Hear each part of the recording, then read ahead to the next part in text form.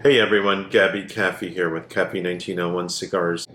For the past 12 years, I've dedicated every day of my life, apart from being a husband and a father, of course, to creating beautiful boutique cigars in small batches.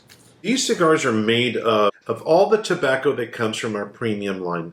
So instead of throwing out Dominican Andullo tobacco, Nicaraguan jalapas, Matafina, Pelo de Oro, really highly prized and exotic tobaccos, like also Cameroon, took the larger pieces of that tobacco that remained and we used it in the filler cigars.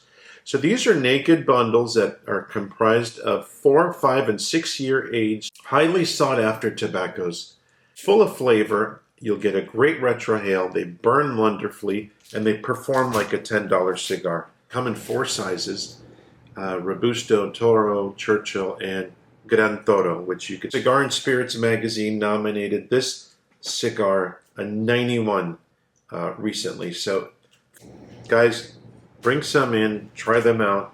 Yeah, Kafie 1901 Cigars.